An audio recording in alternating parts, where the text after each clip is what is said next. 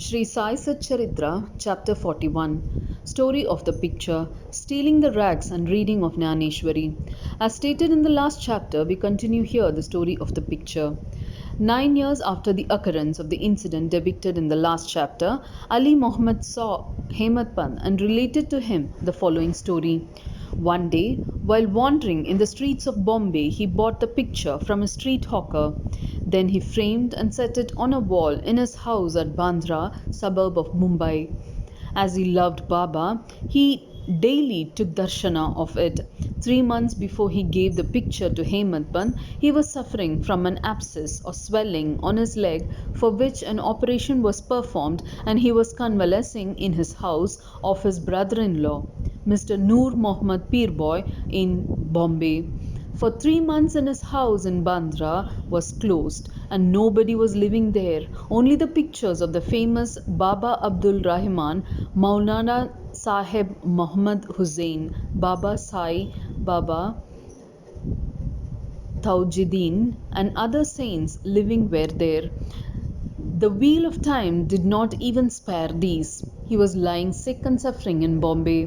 Why should the pictures suffer there in Bandra? It seems that they have also their ins and outs, births and deaths. All the pictures met their fate, but how Sai Baba's picture escaped it, nobody had been able to explain to me up until now. It shows the all pervasiveness, omnipresence of Sai and his inscrutable power. He got a small picture of Saint Baba Abdul Rahman from Muhammad Hussain Taria Topan many years ago. He gave it to his brother in law, Noor Mohammad Peerboy, and it was lying on his table for 8 years. Once the latter saw it, took it to the photographer and got it enlarged to life size and distributed the copies of the same among his relations and friends, including Ali Muhammad, who fixed it up in his Bandra house. Noor Muhammad was a disciple of Saint Abdul Rahman, and when he went to present the picture to his guru in an open darbar held by him, the guru got wild and ran to beat him and drove him out. He felt very sorry and dejected. He thought that he lost so much of his money and incurred his guru's displeasure and anger. As his guru did not like image worship, he took the enlarged picture with him to the upper low Bandar and, after hiring a boat, went in it and drowned it in the sea. He requested the friends and relations to return their copies, and after getting them, 6 in all, back, had them thrown by a fisherman in the Bandra Sea. At this time, Ali Muhammad was in his brother-in-law's house. He was told by him that his suffering would come to an end if he would soon drown the pictures of the saints in the sea. Hearing this, Ali Muhammad sent his Mehta or manager to his Bandra house and got all the pictures of the saints in his house thrown into the sea. When Ali Muhammad returned home after 2 months, he was surprised to find Baba's picture on the wall as before. He did not understand how his Mehta took away all the pictures except this. He immediately took it out and kept it in his cupboard, fearing that if his brother-in-law saw it, he would do away with it.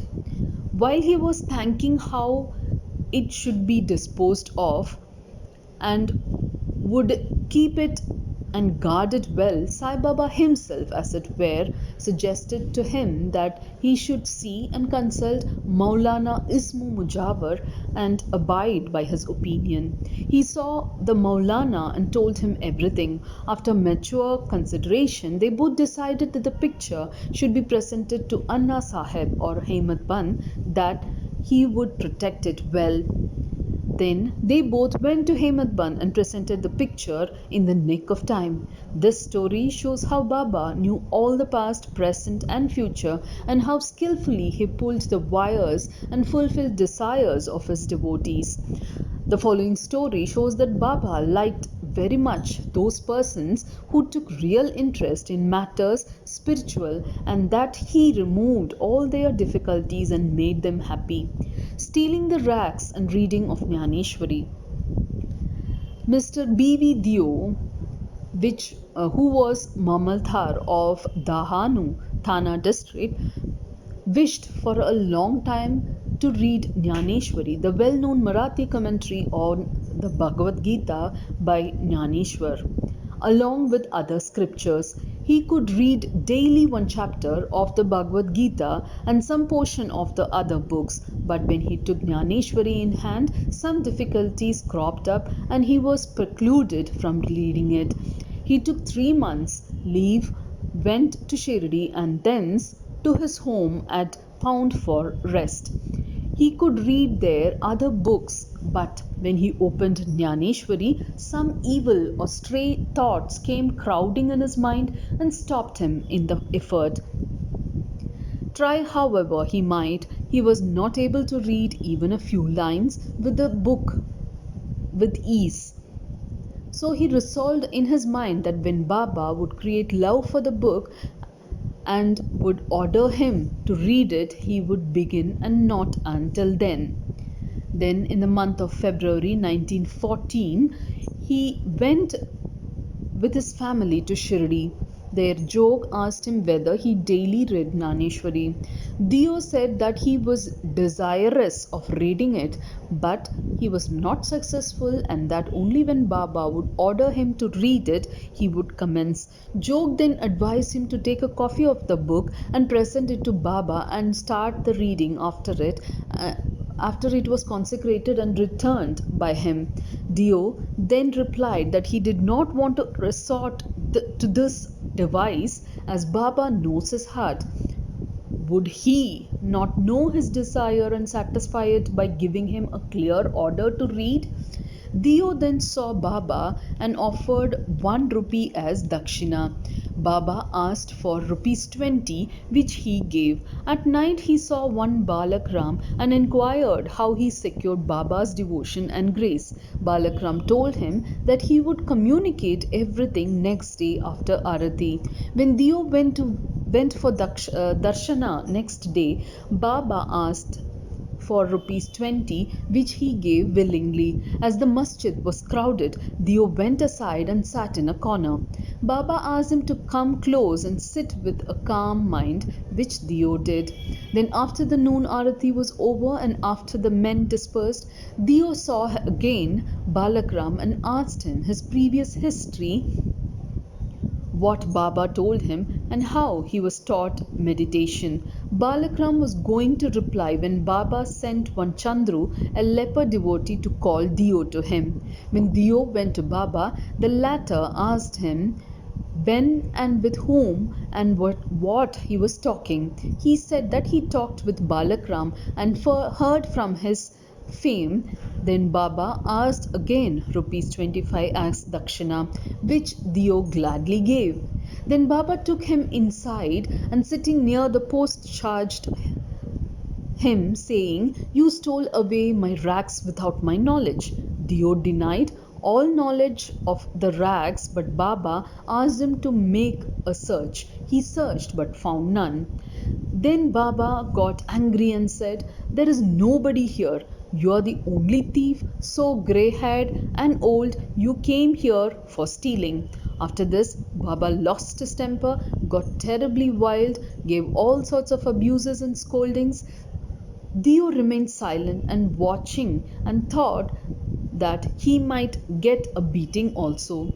After about an hour or so, Baba asked him to go to the Wada. He returned to the Wada and told Jog and Balakram all that had happened.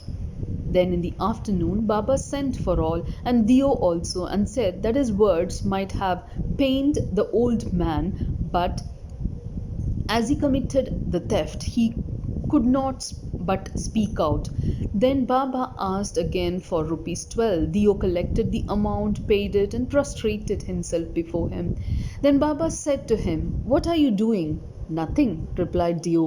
Then Baba said, "Go on daily reading the Poti or the Jnaneshwari. Go and sit in the Vada, read something regularly every day, and while reading, explain the portion read to all with love and devotion. I am sitting here ready to give you the whole gold embroidered shella or the valuable cloth then why go to others to steal rags, and why should you get into the habit of stealing? Dio was much pleased to hear the words of Baba, for he asked him to start reading Poti or Jnaneshwari. He thought that he got what he wanted and that he could not read the book with ease thenceforth. He again prostrated himself before Baba and said that he surrendered himself to him and that he should be treated as a child and be helped in his reading. He realized then what Baba meant by stealing the rags. What he asked Balagram constituted the rags, and Baba did not like his behavior in this respect.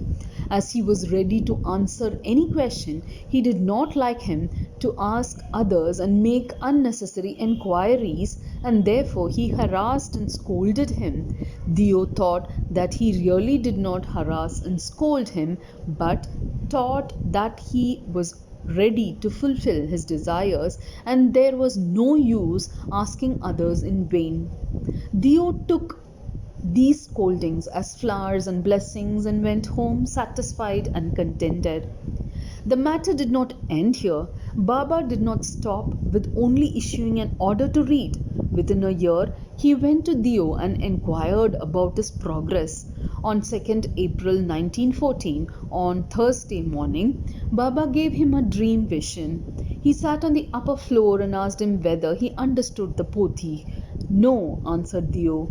Baba said, then when are you going to understand? Dio burst into tears and said, unless you shower, your grace, the reading is mere worry and the understanding is still more difficult. I say this definitely. Baba said, while reading, you make haste. Read it before me in my presence. Dio said, what shall I read? Baba said, read Atyadmya or spiritualism. Dio went to bring the book when he opened his eyes and was awakened. We leave the readers to imagine what ineffable joy and bliss Dio felt after this vision. Bow to Shri Sai, peace be to all.